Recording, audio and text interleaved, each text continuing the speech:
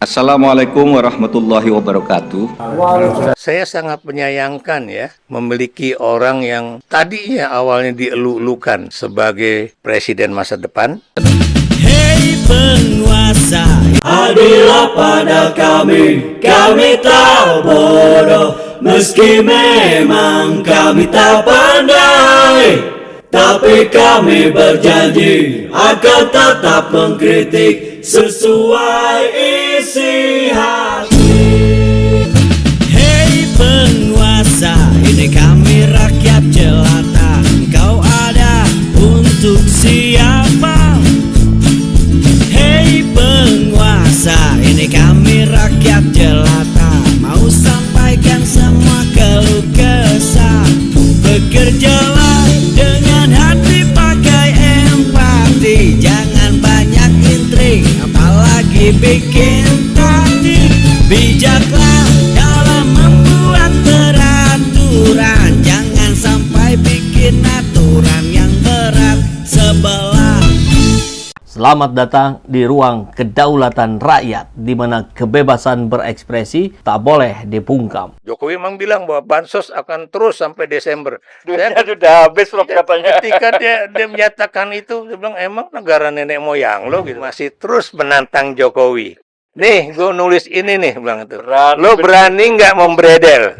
Tapi Anda lihat ya, bagaimana Jokowi itu masih berupaya memiliki kekuasaan di hari-hari terakhir. Ya, bagaimanapun dia pingin supaya anak dia, Gibran ini bisa naik pangkat dari wakil presiden ke Jadi benar. ini yang Seperti kemudian sebelum ya, Orde Baru. saya melihat ya, saya sangat menyayangkan ya, memiliki orang yang tadinya awalnya dielu-elukan sebagai presiden masa depan, yang saya juga pernah menulis loh di Harian Kompas ya. Dari luar elit gitu kan. Ya, dia bukan anak siapa-siapa, bukan anak tokoh, bukan anak politisi, bukan anak menteri, bukan anak presiden, merangkak dari bawah ya, jadi wali kota, gubernur, presiden ya. Tapi sayangnya dia itu lupa kacang akan kulitnya. Bukan cuma dia melupakan bantuan, lagi-lagi kata bantuan politik dari partainya ya, yaitu PDIP, dan juga teman-temannya ya, yang juga dari kalangan PDIP ya, tapi dia malah di akhir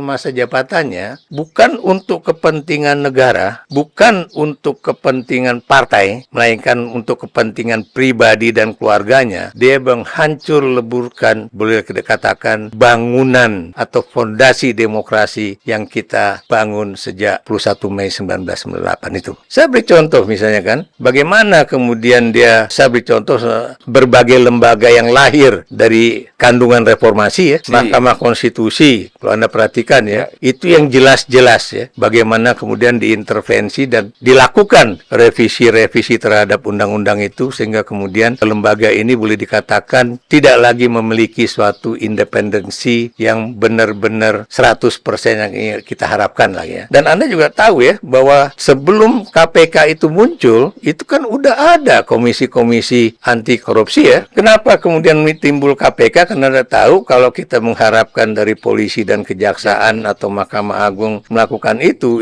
boleh dikatakan sulit untuk dilakukan pada saat itu ya, sebagai akibat dari karatannya itu udah begitu rusak. Tapi saya juga harus berani mengatakan ya, bahwa itu Mahkamah Konstitusi juga kadang-kadang membuat keputusan atau putusan itu yang mungkin itu bagus tapi akhirnya nggak bagus juga. Saya beri contoh misalnya ketika undang-undang mengenai pilkada itu yang melarang calon yang ikut pilkada itu baik tingkat kabupaten maupun kota dan juga gubernur kalau ada orang yang pada saat itu adalah bagian dari keluarga. Oh, oke. Ya. Jadi ya, tidak boleh ada hubungan saudara ke Itu yang apa sih yang lima kanan Iya. ke dari atas bawah kanan Iya, kiri iya, iya, pokoknya berapa 5 tingkatan atau whatever lah ya. Dan buat saya itu masuk akal. Tapi katanya itu itu nggak demokratis karena itu kok membatasi orang. Hak asasi Padahal manusia. buat saya itu penting. Kenapa demikian? Karena lihat di Amerika Serikat ya, Apakah kemudian dinasti politik itu juga nggak ada? Ada,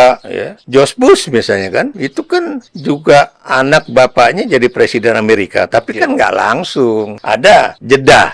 Biar bagaimana? Itu yang Lord Acton katakan, power tends to corrupt, absolute power corrupts absolutely, yaitu tadi. Jadi kalau namanya penguasa itu udah pasti akan menggunakan kekuasaannya. Dan saya juga berani mengatakan bahwa Jokowi bukan anti pada penegakan hukum terhadap para koruptor, ya, tapi dia menggunakan para koruptor itu untuk kemudian bisa melanjutkan apa yang menjadi pikiran-pikiran dia supaya anaknya atau mantunya itu bisa masuk menjadi calon wakil presiden, kayak sekarang jadi calon kepala daerah di Sumatera Utara. Anda bisa bayangkan ya, kalau Anda ikutin itu berita-berita televisi apapun, mau televisi berita, mau televisi non berita ya, itu bisa dibayangkan ya, yang menjadi pendukung sang mantu Bobby itu berapa partai politik sekarang. Bukan mustahil nanti kalau kemudian PDIP bilang PDIP ya udahlah, gue nggak mau memajukan calonnya, itu kan akan terjadi seperti kasus waktu Gibran maju di Solo pada tahun 2019 ya. Yang nggak ada lawannya, tadinya daripada dia menghadapi kota kosong, diciptakanlah ya gitu kan, Independen. lawan dia yang udah pasti tidak memiliki kekuatan basis massa yang kuat dari seorang yang hanya berprofesi sebagai tukang jahit gitu kan. Saya nggak mengatakan tukang jahit itu nggak profesional ya. Itu kalau yang Anda sebut kata tailor yang ada di Pasar Baru itu penjahit profesional. Dan Anda juga tahu kadang-kadang penjahit dalam kasus kayak film Korea tuh ya, The Designated Survival ya, buat tukang jahit itu rupanya dia agen intelijen malah yang mengatur segala gerakan dan sebagainya. Tapi intinya buat saya, karena tidak ada partai-partai politik yang kemudian mengusung yang menjadi lawan tanding Gibran, makanya kemudian Udah merasa nggak ada gunanya juga gitu kan. dan bukan mustahil ya, bisa aja nih nanti terjadi di berbagai wilayah Indonesia yang lain ya.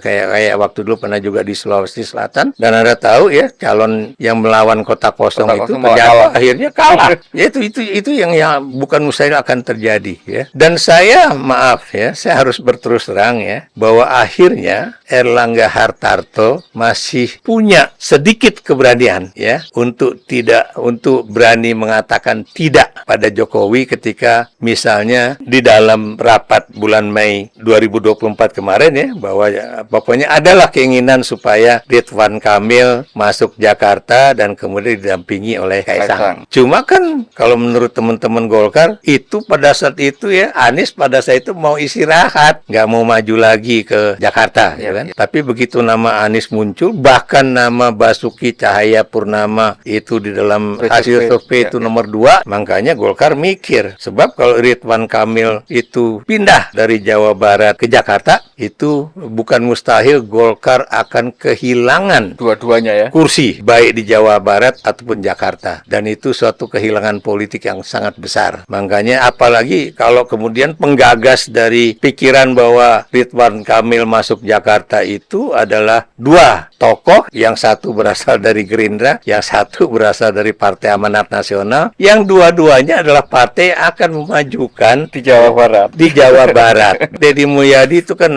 dari Golkar pindah ke Gerindra ya, dan kemudian Bima Arya ya dari wali kota Bogor menjadi calon wakil gubernur Jawa Barat. Kalau buat saya mungkin dia udah melihat bahwa Jokowi udah tinggal berapa bulan lagi berkuasa gitu kan. Kalaupun kasusnya diajukan lagi di jaksaan gitu kan. Apalagi kalau kasus terakhir ini dimajukan ya. Kalau Anda lihat pandangan teman saya Faisal Basri mengenai bagaimana dia membuka kasus penyelundupan nikel Cina yang dia bilang itu jumlahnya 5,5 juta ton, yang salah satu atau dua orang yang dianggap terkait dengan persoalan itu adalah Erlangga Hartarto dan Bobi Nasution. Jadi mungkin Erlangga pikir kalau gue juga kena, mantu lo juga bakalan kena. Jadi banyak hal-hal yang buat saya itu aneh. Dan kenapa Jokowi itu ingin banget itu dua anaknya itu, saya satu mantu satu anak itu bisa maju di daerah-daerah yang menentukan ya, seperti Sumatera Utara dan Jakarta, karena dia pikir dia juga akan menentukan politik 2029. Biar bagaimanapun dia pingin supaya anak dia Gibran ini bisa naik pangkat dari wakil presiden ke presiden. Bahkan dia udah pasang ancang-ancang ya, udah pasang ancang-ancangnya nggak main-main loh ya. Pertama, dia ingin masuk melalui PSI. PSI menang, pasti menang gitu. Itu kampanye Jokowi loh ya, bukan nggak kampanye, itu jelas-jelas kampanye dia. Kemudian bahwa PSI partainya Jokowi gitu, atau Jokowi is me. Jokowi is me, whatever lah. Dan kemudian ketika dia juga ngomong ke Andi Wijayanto ya, waktu itu Gubernur Lemhanas, dia katakan kalau kamu bisa lawan saya, lawanlah. Satu, saya akan menggolkan Prabowo Gibran jadi presiden satu putaran. Kedua, PDIP akan kehilangan suara. Dan ketiga, PSI masuk parlemen. PDIP walaupun diobrak-abrik sama Jokowi masih bagus loh, masih menjadi partai pemenang pemilu legislatif ya. Apa artinya? Mereka masih kuat untuk menjaga partai dari sisi pemilu legislatif ya, walaupun untuk Jakarta dan beberapa daerah memang dia agak kalah tertekan ya, seperti juga di Bali, di Jakarta, dan mungkin Jawa Tengah juga ya. Tapi bukan mustahil itu akan terjadi perlawanan balik pada Pilkada 2024 yang akan datang. Terjadi rebound gitu ya? Ya, bukan rebound aja, repowering juga ya dari kekuatan rakyat juga. Kenapa demikian? Karena Anda tahu medsos belakangan ini kan paling ada tiga langkah yang kalau Anda ingin menyelamatkan Indonesia. Satu, jangan pilih anak mantu Jokowi dalam pilkada kalau Anda mau membasmi dinasti politik. Kedua, jangan pilih orang yang ditunjuk oleh Jokowi. Yang ketiga, jangan pilih kalau nggak salah kroni. Kalau nggak salah satu, jangan pilih anak, jangan pilih mantu, jangan pilih kroni. Jadi mudah-mudahan itu berhasil. Apalagi gerakan-gerakan bansos ini tidak semasif pada pemilu presiden kemarin. Jokowi memang bilang bahwa bansos akan terus sampai Desember. Itu dia bilang emang negara nenek moyang lo gitu kan. Itu kan presiden baru lah ya, yang udah pasti akan memiliki suatu otoritas politik penuh pada 20 Oktober 2024 ini ya. Kemudian Anda tahu dia ingin masuk lewat Partai Golkar. Tadi kan Partai PSI gagal. Partai Golkar ya, tadinya dia ingin masuk misalnya bahwa supaya Munas Golkar itu menjadi Munaslup gitu kan. Percepat dan mengajukan tahlil sama. Dan saya bukan bohong ya, saya ngomong terus terang pada teman-teman Partai Golkar ya, kalau lo buka itu namanya keran kekuasaan buat Jokowi, lo tahu itu lo juga akan ikut menghancurkan politik Indonesia ke depan gitu. Kenapa demikian? Kalau dia membuka keran, dia bisa maju menjadi ketua umum Partai Golkar, itu kan dia merusak ADART partai sendiri, karena itulah konstitusinya partai. Satu. Kedua, lo akan dipandang oleh masyarakat pemilih ya, pemilih Golkar sebagai suatu partai yang tidak memiliki gigi atau keberanian melawan seorang presiden yang udah mengharu-birukan demokrasi di Indonesia. Tampaknya belum ada tanda-tanda akan ada munaslup gitu kan. Tadi misalnya dia mau jadi ketua umum atau paling tidak jadi dewan pembina Partai Golkar seperti Pak Harto dulu posisinya. Dan sekarang ini yang saya bingung dengan partai-partai politik. Kenapa kok mau aja kemudian menjadi kekuatan yang kemudian dikendalikan oleh kekuasaan Jokowi. Saya beri contoh misalnya kayak bikin revisi keempat Undang-Undang MK, bikin revisi juga Undang-Undang Penyiaran. Mereka berusaha menutup mulut-mulut dari orang-orang yang selama ini tadinya adalah para pendukung Jokowi, yang sekarang udah misalnya terbuka pikiran dan matanya menjadi orang yang sangat kritis. Termasuk juga Denny Siregar yang tidak jarang diganggu juga kan siaran-siaran dia kan. One Team Press sekarang undang tentang One Team Press akan diambil ya, diubah lagi jadi Dewan Pertimbangan Agung, yang kemudian saya dengar ya, karena itu nanti sisinya itu bukan cuma level atau DPR dan sejajar ya, tapi ini DPR lebih atas kan, karena Jokowi pengen menjadi ketua Dewan Pertimbangan Agung supaya bisa memberikan arah, dan buat saya bukan cuma memberikan arah tapi mengatur kebijakan-kebijakan dari pemerintahan Prabowo. Hasrat Pak Hasim mulai melambung tinggi, lihat wadon bodinya demplon. Burung Pak Hasim mulai terbang tinggi, baru bebas dari sangkarnya. Semoga Allah senantiasa menuntun kita di jalan yang diridhoinya. Amin, amin, amin ya rabbal alamin. Ya rabbal alamin. Aqulu qali hadza, astaghfirullah li wa lakum. Wassalamualaikum warahmatullahi wabarakatuh. Terima kasih.